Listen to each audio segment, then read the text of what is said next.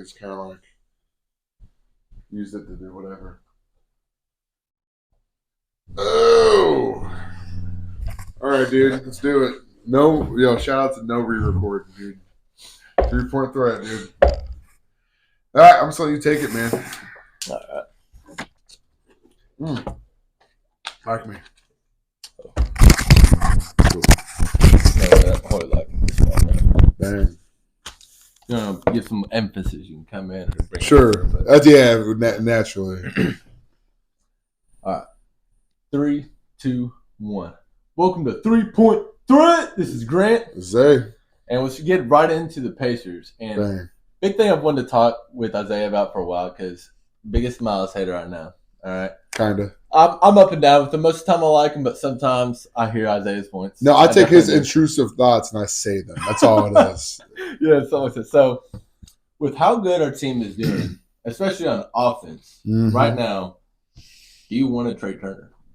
This is a reoccurring topic in our life, man. And do I want to trade him? I mean, I kind of always want to trade him, to be honest with you. But, I mean, here's the thing. He impressed the number one offense. You want to mess with that sauce right now? How much does he contribute to that number one offense? Not that he doesn't, but like how vital of is he a piece? I would say he's our one second of leading scorer.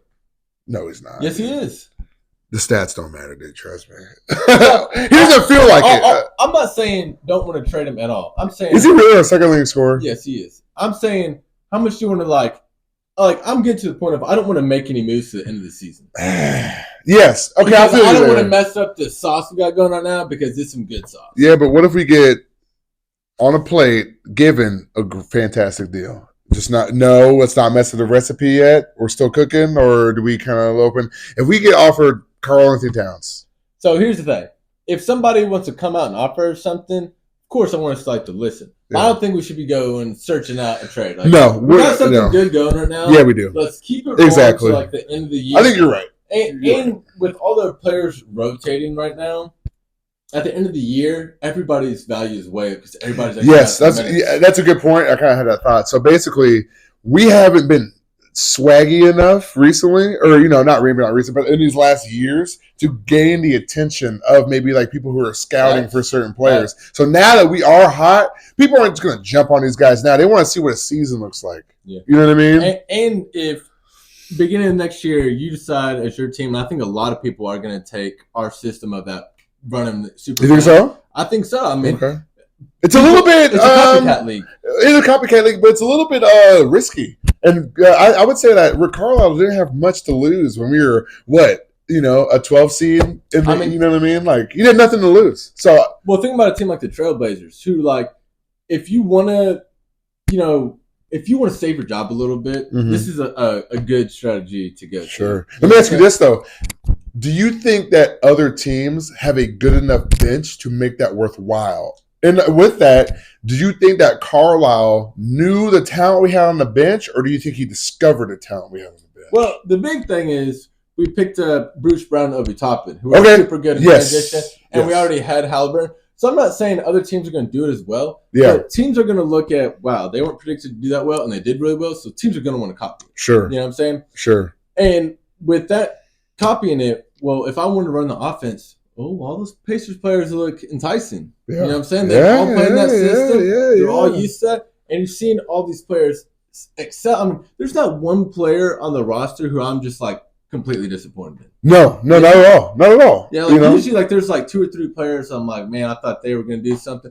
Everybody, in my eyes at least, is basically overachieving. Yeah, that joke about TJ McConnell, just because he kind of just looks like a goofy white boy out there. But honestly, even he puts in work. And what I like about TJ McConnell is a lot of times when we are in a scoring slump in a lot of these games, we're down 10, down 15, no one's scoring. He'll come in, he gets a little quick layup. You know what I mean? He'll get that little dummy mid-range, Even him, he's putting on. You know what I mean? And he'll get those, inbound pass steals. Yeah, the steals. He's a hustler. Yeah. He's a hustler. He'll get the team, energized. Yeah, he will. When the energy's getting low, put in TJ. Put in TJ. Just for the energy. On God, for real.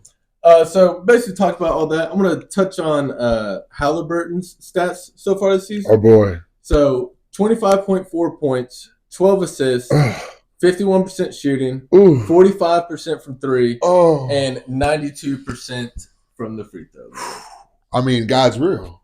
I- I mean, God is good. I am so happy to be a Pacers fan. I mean, God's good. We're the best point guard in the East. Yeah. Who's better in the East? Be real. Nobody's even close. No one's close. I mean, we went toe-to-toe with the Hawks. Roster for roster, Yeah. you can't say that the Pacers at the beginning of the season had a better roster than the Hawks. You know what I'm saying? Sure. You know? Sure. Like, not many people would say it. And we went toe-to-toe with them, and Yeah. 157, baby. Yeah, dude. I mean, down 22. Crazy game. Down 20, dude. yeah. Like, God, I can't imagine what, like, the odds were on something like that. Yeah, and we've mentioned this before, but just strap up and get ready for a lot of these roller coaster ass games where we're just down 20. Yeah. And all of a sudden, with that game, it made me realize that our offense can just go out. You know what I mean? Light switch on, off, it's just gone all of a sudden. You weren't watching brick after brick because a lot of our offenses, that shot has got to fall. You know what I mean? So, that 3-point, that long shot's got to fall. So, we saw our offense go out, but we also saw it flip back on, and that was pretty exciting. And a big thing with that, too, is being able to fight through adversity. Yeah. A lot of teams give up, and in the fourth quarter, we had a 13-point lead, and they brought it all the way back to 2. A lot of teams would roll over because Trae Young, and no fear in Haliburton's eyes, he's still hitting those dagger threes on him. You know what I'm saying? Yeah. So that was great. And speaking of those dagger threes in the fourth, I've been saying this all season. He keeps doing this. They get him, down 5, down 3, start making, and he just makes that dagger. Bang! Yeah. Oh yeah. So I saw this stat, clutch points. So which is defined by in the last 5 minutes of the game, down 5, within 5 points. Okay. Right. Haliburton in those situations. Okay, hit me. He is shooting. Where is it? Oh, he is shooting 73% from the field, 83% from 3-point, and 100% from 3-throw. Most clutch player in the league. God's real. I mean, God's real. 83. When the game is tight, dude. And he's been jacking up a lot of those. Yeah. So it's not just he has 3 out of 4 or something like that. Right. The number being 83 tells you that's a high Sure. number. No, you yeah. know I mean, that is just impressive. Yeah. And the free throw too, hey, when it matters, you can count on him. The only thing that kind of scares me a little is he had that moment with LaMelo where he had, he got the ball stolen from him last second, you know what I mean? And then there's another one. Who was it? What was the other game? I can't remember. Do you remember? There's some last second shit. He got the ball swatted away from him. Do you remember? I don't remember. It's another game. Whatever. No.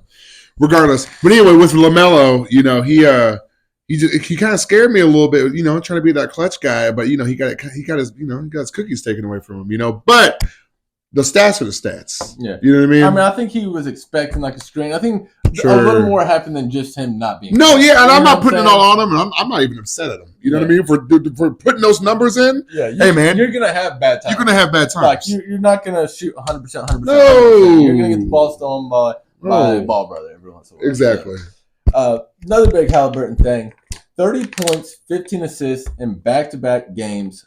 First player in NBA history. Dude, it feels like ever since last season, about every 2 weeks in the NBA season from last season to this season, it's Haliburton's the first guy to ever do this passing stat type of thing. And it's just more encouraging. And a stat like this that I've noticed, the ones he's unlocking this year are the passing with the points.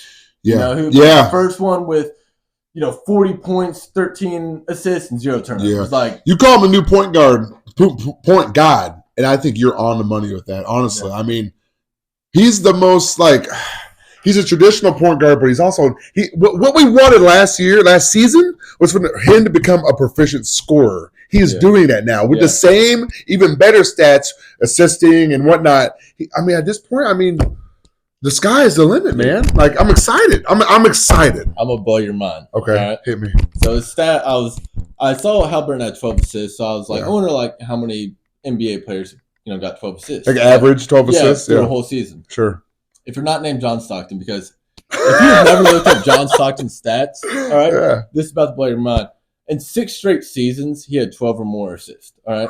So counting out John Stockton, only 3 players have done that. Really? Magic Johnson, Steve Nash, and some guy I've never heard of. All right. Yeah, some plumber from the 70s. Yeah, those are the only players that have ever done that stat. Wow. So which kind of like crazy, man. I thought, Yeah. 12 doesn't seem like that many, but apparently like 10 is kind of really that ceiling Yeah. most of the time. Yeah. So, I mean, That's cool. yeah. That's The cool. MVP Nash, Yeah. Magic Johnson, and John Oh, cool. Stockton. Only some of the best point guards and I whatnot of all time, all three of those point guards, I don't know about John Stockton, but at least Sure, whatever. Magic, they've won like MVP. Yeah. They are like the man. Some of the GOATs. You know what I mean? I Yeah. mean, if Halliburton kept these stats up for 5 years, what kind of player, what kind of conversation is he in? I mean, let's be real. What kind of conversation is he in? And I'm going to get too ahead of ourselves. Yeah. But you know what I'm saying? Like, look what we got going on here, And one thing I saw, it's kind of a little off, but, the amount of points we're putting up per game it's the number one in this NBA season. Some of the most of all time, right? And there's actually only one so far of how many games we played. That there's only one team that's close. It's close. It was like some '80s Bucks team or something. Well, you know what I'm talking about? You're thinking of something a little different. The only other team that's close in like the modern era, is the 73 win Warriors. 73 win Warriors. And then I saw another, and it was like something like field goal percentage, like something more like percentage wise, whatever. Yeah. It was like the only team that's even close to that Yeah. is the KD Warriors. So I'm like, I mean, what are we doing here, we guys? don't got that type of talent. Like we really don't. Like if we're being honest as Pacers fans, like we don't have top level talent, even on top level offensive talent. I think we have potential, it's a but lot yeah, of system stuff. It's a lot of system Halliburton. stuff. Besides Halliburton and Buddy, like those guys are just straight shooters, Yeah. killers. I mean, Brown's got a killer 3 too. I'm very impressed by Brown. You know what I mean? He's under the radar. He's probably like our most underrated player because he never really messes up. Brown? Yeah, He got a fat bag. I don't want to call him underrated, man. I mean, underrated in the sense of we don't talk about I call like Nick Smith underrated. You know what I mean? Like, it's just you know what I mean? that's I see your point. Though. Yeah. I see your point. Because I mean, he's a starter, but we're never like talking. We're always talking about Toppin, Halliburton, Turner. We're always talking about all the starters except him. But Yeah, why is that? I think it's because he never really has one of those games that like pops off, but he's Yeah. super consistent. Yeah. Like he never drops 30. Yeah. But he's like always getting that 15 and like he's a good rebounder and like in clutch times he's had some clutch Yeah, games he has. too. So no Bruce Brown hate for me at all. I think it's probably a good thing to be off the radar because if you're on the radar, you're either like Halliburton type player or you're messing up. So Miles Turner. I want to give Zay a little props for this next one. I'm going to give him the crown. Yep. He won our first in-season debate on the Pacers podcast of should Buddy Hield or Bennett Mathurin start. Because Buddy Hield is the man. Yeah, he is the man. Never coming off the bench again. He's That the man. is so ridiculous. Yeah, no. I don't care. I don't think Benedict Mathurin can play out of his mind. There's no way. It's no hate to Benedict, but we have the best most efficient 3-point shooter in the league at the moment on our team. Why is he coming off our bench? So since he's been starting, here's some of his stats. One of my favorite ones in his 3 games starting these past 3. He's 16 for 24 on threes. He's averaging 24 points, 69% field goal shooting, and 66.7 on. And how many games? Or just the season so far? The last 3 since he's been starting. Oh, since he's been starting. Okay. God bless. And like the underrated part of Buddy too is that 69% field goal shooting is because he always gets out late, dude. Yeah, he does. He'll never take a jump shot. It's a 3-year line. Fine. But like when he drives, like I don't know if I ever see him miss. I think he might be more consistent putting up the layups. It's very impressive. Buddy Hield is very impressive. I hope that we can keep him happy. I hope he doesn't want to go anywhere. We kind of had this situation. I don't mind overpaying him next year for real. Yeah, I mean, the problem was, I don't know if you remember, we talked about it, but like we had him in like contract limbo over this last like off season, where it was like we didn't really hammer anything out, and he kind of, I don't know, it kind of put us in a weird position. And I was just like, okay, we either need to lock him down or get something incredible in return. We're not going to fuck up. It'd have to be incredible. It would have to be incredible. I mean, and I'm scared. Honestly, these trades recently have scared me because, like, dude, what is it? The Nets gave up Kevin Durant for like pennies and like nothing. Goes for you never know. So it's like, and people are going to other teams if they want to trade for people or players. Here's the thing: they're going to try and disrespect us. Okay, we've been flying under this radar for a while. We're Pacers. People don't give us a shine. We are just now breaking through on social media. fuck, these other teams are, they're going to try and big dog us, All of a sudden, in like the past like week, all of a sudden now, like all my YouTube, like I've been searching for other YouTube, NBA YouTubers talking about the Pacers.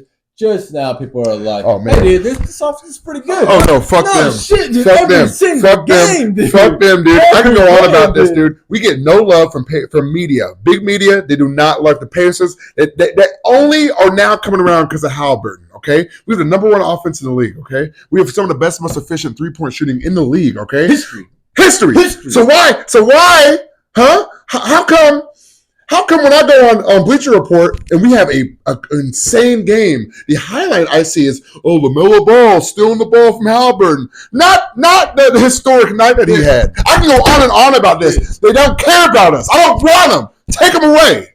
Dude, the Hawks game when we were down 20, an in-season game, we scored the most points we ever scored. There's only been 9 games in NBA history that Trae Young highlight. Both teams scored 150, and the top thing I saw was like, LeBron dropped 33. Come on, he does it every night. He's been doing it for 20 years.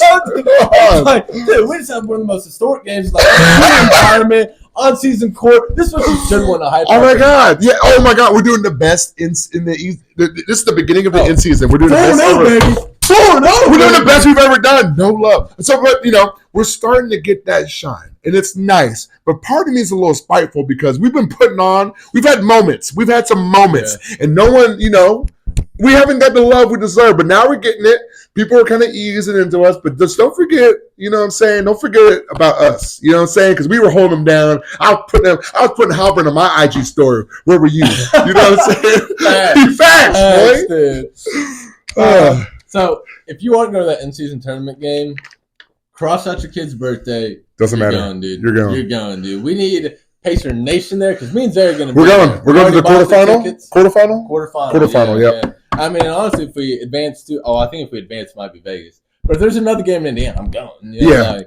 Also, just shout out if you got anybody who's going to any game and you just want to come say hi, hit us up. Fuck it, we'll come say hi, man. We'll do whatever, man. We'll fuck with you. You know what I mean? Put you on the cast, dog. You got anything else? I think I'm good, man. I think I got out. I got my frustrations out. It's I think I'm good. Anything good? Yeah. All right, that was good. That was a good one, dude. Every time we do it, like I can feel it just noticeably better. Not even like I know props or anything. Thank God. Okay.